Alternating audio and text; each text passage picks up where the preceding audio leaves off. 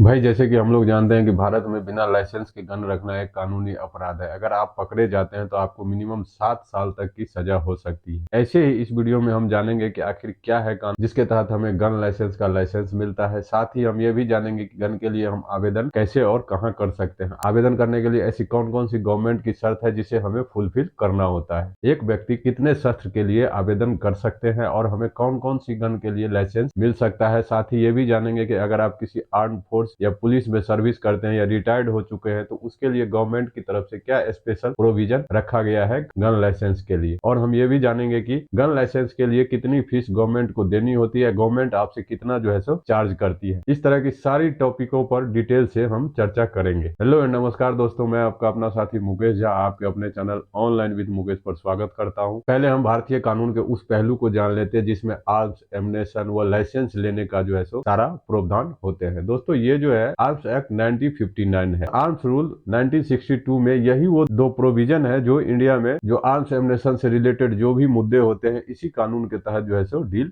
किए जाते हैं। दूसरा जो टॉपिक है दोस्तों वो है कि हम कौन कौन से वेपन्स के लिए जो है सो आवेदन कर सकते हैं। क्या हम AK-47 जैसे वेपन्स के लिए जो है सो लाइसेंस के लिए आवेदन कर सकते हैं? तो दोस्तों ऐसा नहीं है। गन लाइसेंस के लिए गवर्नमेंट की तरफ से दो तरह के क्लासिफिकेशन किए गए हैं वेपन्स का है आर्म्स एक्ट 1959 में। पहला जो है मित्रों वो है प्रोहिबिटेड बोर्ड यानी कि PB, जिसमें उस वेपन को शामिल किया जाता है जिसे कोई सिविलियन नहीं खरीद सकता है। इसमें दोस्तों उन ऑटोमेटिक या उन सेमी ऑटोमेटिक वेपन्स को शामिल किया गया है जिसको सुरक्षा बल, आर्मी, पैरामिलिट्री या पुलिस जो है सो इस्तेमाल करती है, जिसमें कई गन है जैसे AK-47 है, इंसास है, LMG है और आप जैसे ब्रेटा हो गया। तो इस तरह के जो है सो जो ऑटोमेटिक वेपन्स हैं उसका जो है सो आपको लाइसेंस नहीं दिया जाता है। सिविलियन यानी कि आम जनमानस को उसको रखने का जो है सो अथॉरिटी नहीं दी जाती है। और दूसरा है नॉन प्रोहिबिटेड बोर्ड यानी कि NPB। भारत सरकार द्वारा जो सिविलियंस को वेपन दिए जाते हैं या आपको जो लाइसेंस मिलता है जो वेपन होते हैं वो नॉन प्रोहिबिटेड बोर्ड का होता है। तो आप यहाँ देख सकते हैं कि नॉन प्रोहिबिटेड बोर्ड और प्रोहिबिटेड बोर्ड का जो वेपन होता है उसमें क्या अंतर होता है, यहाँ पे आप जैसे कि स्क्रीन पे देख सकते हैं। अगला जो टॉपिक है दोस्तों, क्या सभी भारतीयों को आर्म्स लाइसेंस मिल सकता है और वेपन खरीद सकते हैं? तो ऐसा नहीं है दोस्तों। आपको भी पता है कि आर्म्स लाइसेंस लेना बहुत ही डिफिकल्ट है इंडिया में, नहीं तो हर बंदे लेकर घूमता। लेकिन मैं आपको बता दूं कि इतना भी डिफिकल्ट नहीं है। बस आपको क्या करना है कि वीडियो को लास्ट तक वॉच करना है और चैनल को सब्सक्राइब कर लेना, क्योंकि मैं आपको ऐसी छोटी छोटी बातें बताऊंगा जिससे आपको लाइसेंस तो मिल ही जाएगी, साथ ही आप वेपन भी जो है सो सस्ते दामों पे कंपनियों से जो है सो खरीद सकते हैं। गवर्नमेंट की तरफ से जो क्राइटेरिया रखा गया है गन या लाइसेंस के लिए हम उस पर चर्चा कर लेते हैं। सबसे पहले तो दोस्तों यहाँ पे क्या है कि आपको एक भारतीय नागरिक होना चाहिए और आपकी एज जो है वो 21 की होनी चाहिए। लेकिन कुछ केसेज में अगर आपकी एज 16 की है तो भी आप लाइसेंस के लिए आवेदन कर सकते हैं। जैसे कि अगर आप जूनियर टारगेट शूटर हैं, शूटिंग स्पोर्ट्स में पार्टिसिपेट करते हैं तो आप 16 साल की उम्र में भी जो है सो गन लाइसेंस के लिए आवेदन कर सकते हैं। तीसरा जो टॉपिक है दोस्तों, जो गन के लिए आवेदन करता है या गन लाइसेंस के लिए आवेदन करता है उसको साउंड माइंड का होना चाहिए। उसका मतलब ये हुआ कि उसका दिमागी संतुलन जो है दोस्तों ठीक होना चाहिए। ऐसा भी नहीं होना चाहिए कि वो हर बात पे ही गन लहराना शुरू कर दे, और मतलब इस तरह का नहीं होना चाहिए। तो आप खुद ही समझ सकते हैं अगर किसी उतावले व्यक्ति को गन का लाइसेंस या राइट्स दे दिया जाए तो वो बात बात पर ही जो है सो गन लहराने लगेगा, और इसके लिए जो है सो एक साउंड माइंड व्यक्ति का होना बहुत ही जरूरी है। फिर है कि आपके पास एक रीजन टू जस्टिफाई होना चाहिए कि आप क्यों गन का लाइसेंस लेना चाहते हैं। तो आपके पास एक प्रॉपर रीजन होना चाहिए आप गन लाइसेंस आखिर क्यों लेना चाहते हैं। तो हम ये भी चर्चा कर लेते हैं कि किस किस तरह के रीजन के लिए जो है सो आपको गवर्नमेंट की तरफ से झट से लाइसेंस दे दिया जाता है। यानी कि जैसे ही आप आवेदन करेंगे आपका जो रीजन है वो उसको जेन्युइन लगेगा और आपको जो है सो गन के लिए लाइसेंस मिल जाएगा। इसमें जो पहला रीजन है दोस्तों वो है सेल्फ डिफेंस का। भारतीय कानून आपको सेल्फ डिफेंस का पूरा अधिकार देती है, तो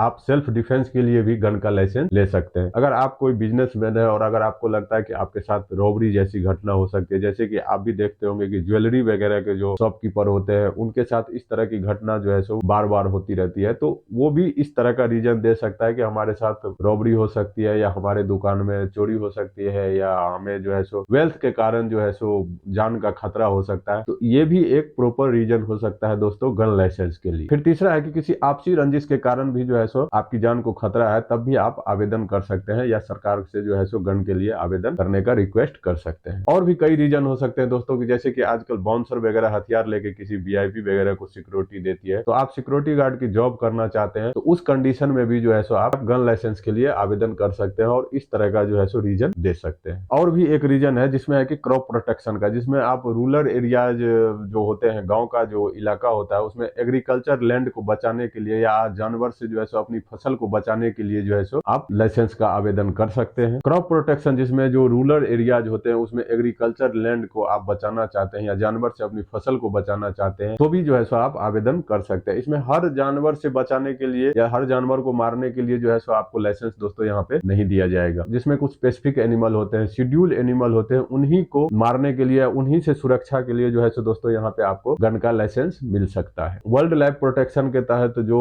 जानवर होते हैं उसको मारने का आपको अधिकार नहीं दिया जाएगा या उसे अपनी फसल को बचाने के लिए जो है सो आपको यहाँ पे लाइसेंस नहीं मिलने वाला है। आप यहाँ सब सीधे समझ सकते हैं कि नॉन शेड्यूल एनिमल जो होते हैं उनसे फसल की सुरक्षा के लिए, उनसे फसल की प्रोटेक्शन के लिए जो है सो आप आवेदन कर सकते हैं। जो शेड्यूल एनिमल है उसके लिए जो है सो आपको यहाँ पे लाइसेंस नहीं दिया जाएगा। एक और पॉपुलर रीजन हो सकता है दोस्तों, उसमें स्पोर्ट्स शूटिंग, जो लोग शूटिंग के खेल वगैरह में भाग लेते हैं वो लोग भी जो है सो गन के लिए आवेदन कर सकते हैं। इसमें एक बेनिफिट और है कि जैसे मैंने आपको बताया कि इस रीजन के तहत गन के लिए अगर आप आवेदन करते हैं, आपका जो एज है दोस्तों उसमें भी आपको रिलैक्सेशन दिया जाए। 16 साल की एज में भी जो है सो इसमें आवेदन कर सकते हैं। अब आपके मन में ये सवाल आ रहा होगा कि आखिर हम गन लाइसेंस के लिए आवेदन कहां और कैसे करें। तो दोस्तों इसका भी एक प्रोसेस है जो मैं आपको स्टेप बाय स्टेप बताऊंगा यहाँ पे। इसमें पहले आपको एक एप्लीकेशन फिलअप करना होता है। इसमें आप मिनिस्ट्री ऑफ होम अफेयर्स के वेबसाइट से डायरेक्ट ऑनलाइन भी आवेदन कर सकते हैं। अगर आप ऑनलाइन आवेदन नहीं करना चाहते हैं तो आप ऑफलाइन का प्रोसेस है उसे भी अपना सकते हैं। फिर ऑफलाइन में क्या करना होगा दोस्तों, आपको एक हार्ड कॉपी जो है सो फॉर्म चाहिए। उसके लिए आप मिनिस्ट्री ऑफ होम अफेयर्स के वेबसाइट से भी जो है सो उसे डाउनलोड कर सकते हैं, या फिर अगर आप रूरल एरिया से बिलोंग करते हैं तो आप डीएसपी ऑफिस, या अर्बन एरिया से अगर आप बिलोंग करते हैं तो डीसीपी ऑफिस से जो है सो इस फॉर्म को प्राप्त कर सकते हैं। बिल्कुल ही आसान तरीका है दोस्तों फॉर्म प्राप्त करने का। या तो आप डाउनलोड कर लीजिए, ये भी बिल्कुल आसान तरीका है, या आप डीएसपी या डीसीपी ऑफिस से जो है सो इस फॉर्म को प्राप्त कर सकते हैं। जब आप नोटिफिकेशन देखेंगे तो आपको चार्ज का भी पता चल जाएगा, क्योंकि मैं किसी पार्टिकुलर स्टेट के लिए नहीं बता पाऊंगा कि आखिर चार्ज क्या है वहां का। जब आप पूरी तरह से फॉर्म को फिलअप करके आवेदन कर लेते हैं तो आगे का जो प्रोसेस है आपका जो है सो यहाँ पे एक इंक्वायरी होती है। जो इसमें क्या है, फिर आपकी जांच पड़ताल जो है सो दोस्तों शुरू हो जाती है। आपका घर कहाँ है, पिछले 5 साल से आप यहीं रह रहे हैं या इससे पहले आप कहाँ रहते थे, आपको सच में गन लाइसेंस या गन की जरूरत है भी या नहीं, या बस दिखावे के लिए ही जो है सो आप गन रखना चाहते हैं। ये जो इंक्वायरी है दोस्तों, इसमें कई तरह की बातें जो है सो चेक किए जाते हैं। क्या आप हाइपरटेंशन वाले व्यक्ति तो नहीं है, आपका कोई क्राइम रिकॉर्ड तो नहीं है, ये सारी बातें जो है सो यहाँ पे आपका चेक किए जाते हैं। उसके लिए आपका एक इंटरव्यू भी कंडक्ट होता है। डीसीपी रैंक के ऑफिसर के साथ जो है सो दोस्तों आपका एक इंटरव्यू कंडक्ट होता है, और इंटरव्यू से ही डिसाइड होता है कि क्या आपको गन का लाइसेंस मिलना चाहिए या नहीं मिलना चाहिए। जैसे कि मैंने आपको बताया कि यहीं से डिसाइड होता है दोस्तों कि गन का लाइसेंस आपको मिलना चाहिए या नहीं मिलना चाहिए। जब आपकी इंटरव्यू होगा तो उसी में डिसाइड होगा। आपको एक अच्छे तरीके से जो है सो इंटरव्यू देना है। जो भी डीसीपी होगा आपके एरियाज के, वो आपसे इंटरव्यू लेंगे, तो आपको जो है सो वहाँ पे ड्रेस कोड का भी दोस्तों यहाँ पे जो है सो अच्छे से ख्याल रखना है। तो और बात करते समय जो है सो बार बार जो है सो किसी व्यक्ति को ऐसा ना लगा कि आप उसे, कहने का मतलब ये है कि आपका जो है सो इंटरव्यू जो है सो अच्छा होना चाहिए। आपके बर्ताव का जो है सो उनको अच्छी तरीके से पता होना चाहिए। उनको लगना चाहिए कि नहीं, इस बंदे को जो है सो सच में जो है सो गन का या गन लाइसेंस का जो है सो जरूरत है। फिर है कि जब आपको गन का लाइसेंस मिल जाता है तब आपके मन में ये सवाल आ रहा होगा कि मैं गन कहाँ से खरीदूं या पिस्टल कहाँ से खरीदूं। तो दोस्तों आपको एक प्रोसेस से गुजरना होगा। वीडियो थोड़ी बड़ी हो रही है लेकिन आप लोग बने रहे, क्योंकि मैं आपको सही और सटीक जानकारी जो है सो प्रोवाइड कर रहा हूँ आप लोगों के साथ। तब आपके लाइसेंस पे ये स्पष्ट लिखा रहता है किस वेपन का लाइसेंस जो है सो आपको दिया गया है। क्या आपको राइफल का लाइसेंस दिया गया है या पिस्टल का लाइसेंस दिया गया है, ये उस पे जो है सो स्पष्ट लिखा हुआ रहता है। फिर उस लाइसेंस को जो है सो ले करके आप गन हाउस या गन फैक्ट्री में जाते हैं और वहां से आप वेपन खरीदते हैं। तो उस वेपन का जो, जब आप वेपन खरीद लेते हैं गन हाउस या गन फैक्ट्री में, तो उस वेपन को लेकर के आपको घर नहीं जाना है। उस वेपन को लेकर के सीधे आपको पुलिस स्टेशन लेके जाना है दोस्तों, क्योंकि लाइसेंस का तो रिकॉर्ड पुलिस स्टेशन में रहता है, साथ ही आपका जो गन का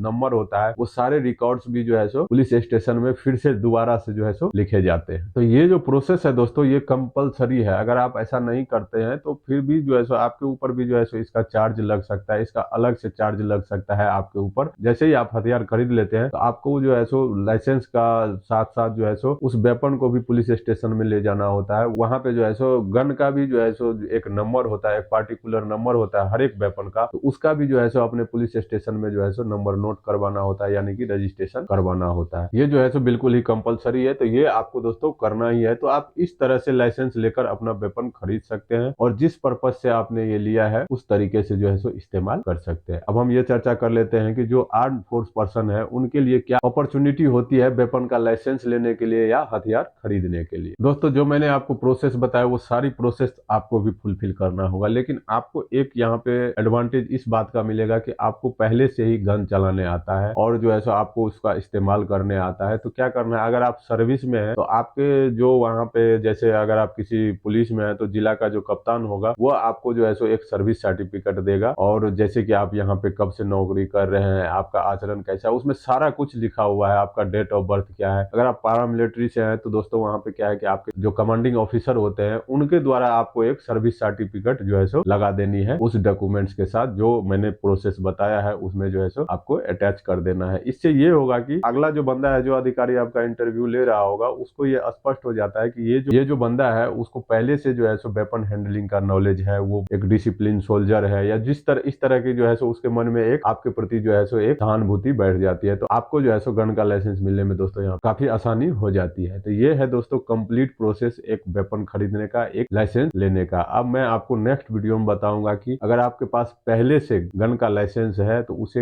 अगर रिन्यू वगैरह करवाना चाहते हैं तो मैं उसके लिए एक नया वीडियो लेके आऊंगा, क्योंकि ये वीडियो काफी बड़ा हो गया है। जी हाँ दोस्तों, जाते जाते मैं आपको ये बता दूं, बहुत कम ही लोग हैं जो हमारे वीडियो को लास्ट तक देखते हैं, तो आपसे एक छोटी सी रिक्वेस्ट है कि आप वीडियो को लाइक और चैनल को सब्सक्राइब कर दीजिए। मिलते हैं फिर एक नई इन्फॉर्मेशन के साथ। जय हिंद।